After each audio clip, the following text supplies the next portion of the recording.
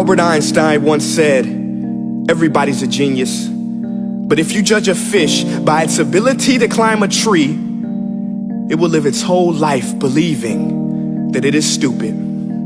Ladies and gentlemen of the jury, today on trial we have modern day schooling. Glad you could come. Not only does he make fish climb trees, but also makes them climb down and do a 10-mile run. Tell me, school, are you proud of the things you've done?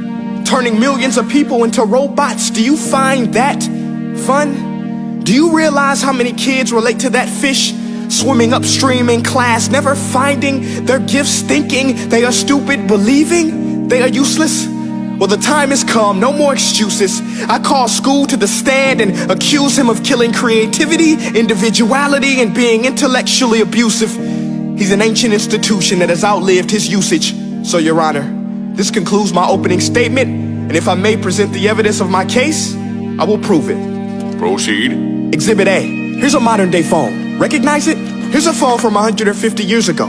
Big difference, right? Stay with me. Here's a car from today, and here's a car from 150 years ago. Big difference, right? Well, get this. Here's a classroom of today, and here's a class we used 150 years ago. Now ain't that a shame? In literally more than a century, nothing has changed. Yet you claim to prepare students for the future? But with evidence like that, I must ask, do you prepare students for the future or the past? I did a background check on you and let the record show that you were made to train people to work in factories, which explains why you put students in straight rows, nice and neat, tell them sit still, raise your hand if you want to speak, give them a short break to eat, and for 8 hours a day, tell them what to think. Oh, and make them compete to get an A letter which determines product quality, hence grade A of meat. I get it. Back then, times were different. We all have a past. I myself am no Gandhi. But today, we don't need to make robot zombies. The world has progressed. And now we need people who think creatively, innovatively, critically, independently, with the ability to connect. See, every scientist will tell you that no two brains are the same. And every parent with 2 or more children will confirm that claim.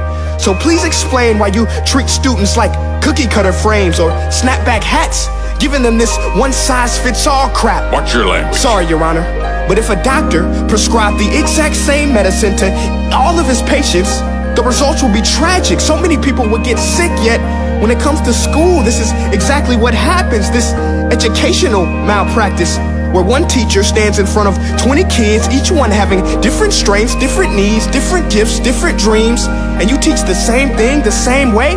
That's horrific.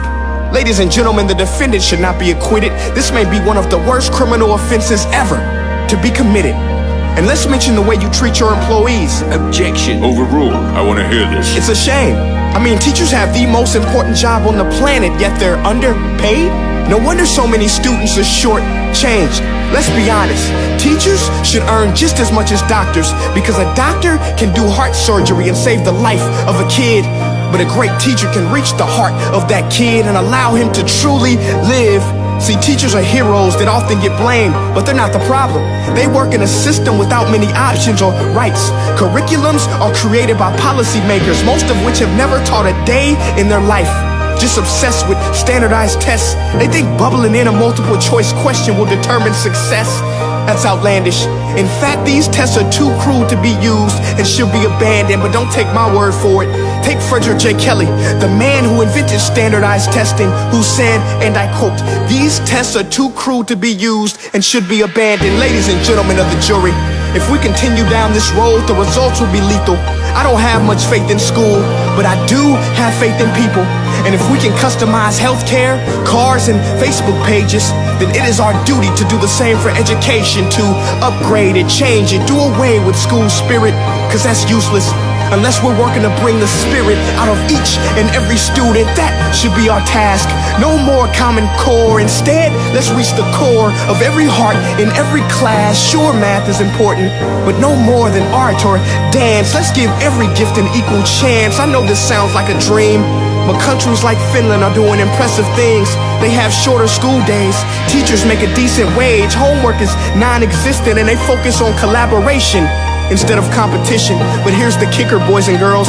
Their educational system outperforms every other country in the world. Other places like Singapore are succeeding rapidly. Schools like Montessori, programs like Khan Academy, there is no single solution.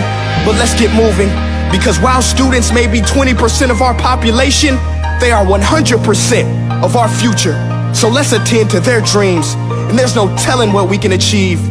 This is a world in which I believe, a world where fish are no longer forced to climb trees. I rest my case.